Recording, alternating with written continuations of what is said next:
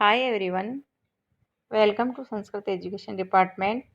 I am Savita, lecturer at Government Varishth Upadhyay Sanskrit School, Ammarsha, Jaipur.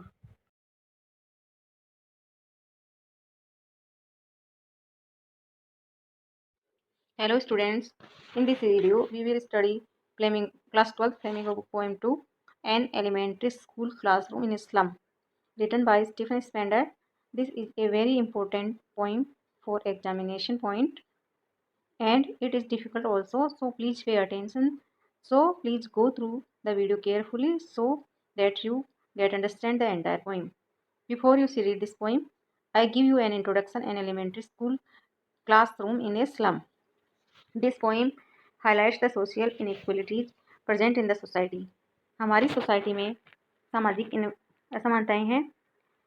There is social gap in rich and poor, यानी हमारे समाज में अमीर और गरीब में एक सामाजिक गैप है. उसी सामाजिक गैप को इस पोइम के माध्यम से बताया गया है. इस पोइम द्वारा स्लम में रहने वाले यानी कि झोपड़पट्टी में रहने वाले बच्चों की सिचुएशन को डिस्कस किया गया है. यानी कि झोपड़पट्टी में रहने वाले बच्चे स्कूल तो जाते हैं लेकिन उनके स्कूल कैसे हैं, उनके क्लासरूम कैसे हैं, उनका जीवन स्तर कैसा है और उनका जीवन ऐसा क्यों है, इसी चीज़ को इसमें कवि ने हमारे सामने बहुत ही सुंदर तरीके से पेश किया है. और पोइट ने हमें एक रेजुलेशन भी दिया है कि किस तरह से इन बच्चों की ज़िंदगी को सुधारा जा सकता है. So let's begin with the poem.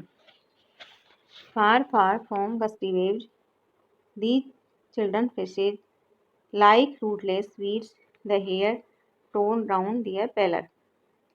Far, far, far, far from gusty. Gusty means strong, full of energy.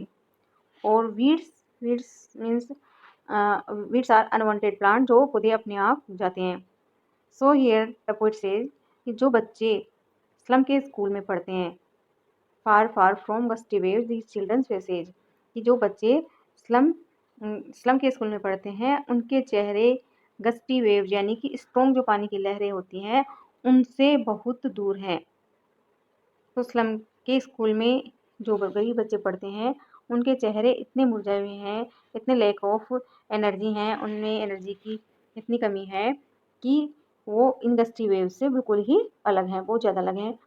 इनमें गस्टी वेव्स में और इनमें कोई समानता नहीं है. और ये बच्चे कैसे हैं? रूटलेस अनवांटेड वीड्स की तरह हैं जो इनकी कोई भी केयर नहीं करता है, क्योंकि ये ऐसे हैं कि इनको नो वन बोन्स, कोई भी इनको उगाता नहीं है. ये स्वतः अपने आप ही, जो पौधे अपने आप ही उग जाते हैं उन पौधों की तरह हैं. इनके पेरेंट्स भी इनको नहीं चाहते हैं, ना इनकी केयर करते हैं. और इनके चेहरे बिल्कुल पेलर यानी पीले हो गए हैं, पेल हो गए हैं. उनके चेहरे पर बाल, हेयर टोन राउंड, और उनके चेहरे पर उनके बाल इस तरह से फैले हुए हैं क्योंकि हेयर टोन राउंड देयर पेलर, उनका जो मुरझाया हुआ चेहरा है उस पर उनके बाल इस तरह से फैले हुए हैं क्योंकि ना तो ये नाते धोते हैं और ना ही कोई पर्सनल हाइजीन का फॉलो करते हैं. तो इन दोनों लाइंस में पोइट ने ये कहा है कि स्लम के स्कूल में पढ़ने वाले बच्चों के चेहरे गस्टी वेव्स से बिल्कुल अलग हैं, बिल्कुल इनसे परे हैं. और वो बच्चे अनवांटेड हैं और उनके पेल चेहरे के ऊपर उनके बाल फैले हुए हैं. पहले तो यहाँ पर सबसे पहले पोइट ने यहाँ पर फार फार में पोएटिक डिवाइस का यूज किया है. देयर इज रेपुटेशन, हर वर्ड को रिपीट किया गया है एम्फेसिस डालने के लिए कि ये बहुत ही ज़्यादा अलग हैं. पोइट ने फार को 2 बार यूज किया है. नेक्स्ट जो डिवाइस यूज हुआ है वो है simile. Simile is a comparison between two things using like और एज. यहाँ पर इन बच्चों को वीड्स यानी अनवांटेड प्लांट्स की तरह बताया, अनवांटेड प्लांट्स से कंपेयर किया गया है. अब हम आगे पढ़ते हैं. द टाल girl with her weight down head, the paper skimming boy with red's eyes. अब पोइट क्लास में बैठे हुए कुछ बच्चों को डिस्क्राइब कर रहे हैं. क्लास में एक लड़की है जो बहुत ही टाल है, लेकिन हर वेट डाउन हेड, उसका जो सिर है वो आगे की तरफ झुका हुआ है. तो उसका सिर आगे की तरफ झुका हुआ है क्योंकि वह बहुत ही गरीब फैमिली को बिलोंग करती है और इस गरीबी की वजह से, शर्म की वजह से उसने अपने सिर को आगे की तरफ झुका रखा है. उस लड़की में कॉन्फिडेंस नहीं है। और फिर एक और लड़का और है जो paper swimming boy. Paper swimming boy means like to be paper, the boy is so thin as paper। यानी कि वो लड़का इतना पतला है जितनी कि पेपर की एक शीट होती है।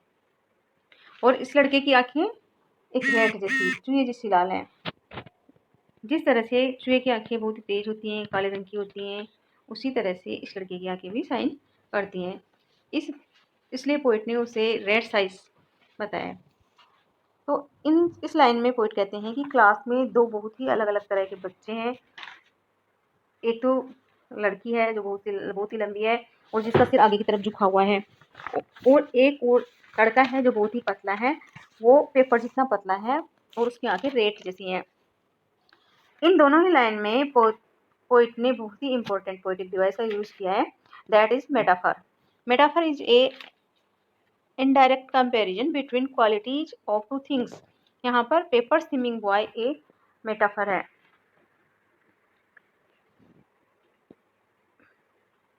यहाँ पर पेपर स्विमिंग बॉय इसके मेटाफर पेपर की थिननेस को पेपर के पेपर का जो पतलापन है उसको कंपेयर किया गया है लड़के की थिननेस से। यानी कि लड़का इतना पतला है जितना कि पेपर की sheet. Again other metaphor use in दूसरा जो पोएटिक डिवाइस यूज किया है पोएट ने वो है रैट्स आइज। यहाँ पर बॉय की आंखों को चूहे की आंखों से कंपेयर किया गया है। Now we proceed further. The stunned and unlucky hair of twist bones, reciting a father's grand disease his lesson from his death. Stunned means not fully growth because of malnutrition. Unlucky means बदकिस्मत। Hair means a successor, यानी अपने आप बड़ों से जो कुछ भी हम पाते हैं उसको एक सक्सेसर के रूप में जानते हैं। और ट्विस्ट मीन्स मुड़ी तुड़ी या घूमी हुई होना। और रिसाइटिंग मीन्स बोलना, स्पीक समथिंग। और ग्नाल्ड मीन्स रफ। अब वो कहते हैं कि क्लास में एक वो लड़का है जो स्टैंडर्ड है, यानी जो अच्छी तरह से ग्रोथ नहीं हुआ है क्योंकि उसमें मेल न्यूट्रिशन की वजह से उसका प्रॉपर न्यूट्रिशन नहीं मिला, तो स्टैंडर्ड है। यानी साथ ही साथ उसमें एक डिफॉर्मिलिटी भी है, जिसमें एक फिजिकल डिफॉर्मिटी है, वो उसके फादर से इनहेरिटेंस में मिली है। वो कहते हैं कि उसका फादर एक पर्टिकुलर डिजीज से सफ़र करता है, जो डिजीज इस लड़के में जेनेटिकली पास ऑन हुई है, जो डिजीज इस लड़के ने अपने फादर से पाई है। वो लड़का अपनी डेस्क पर बैठा हुआ अपना लेसन बोल रहा है। His lesson from his desk, अपने डेस्क पर बैठा हुआ उस लेसन को बोल रहा है, सुना रहा है। तो ये तीसरा लड़का था उस स्लम क्लास में जिसकी डिस्क्रिप्शन पोइट ने हमें यहाँ पर दी है।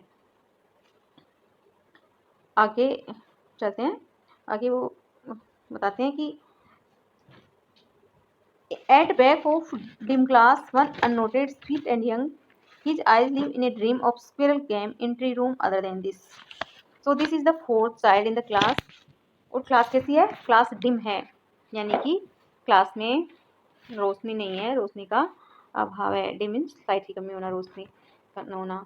और पिछली तरफ एक वो लड़का बैठा हुआ है जो अननोटेड है। अननोटेड मीन्स उसको कोई भी नोटिस नहीं कर रहा है, वो चुपचाप अंधेरे में बैठा हुआ है।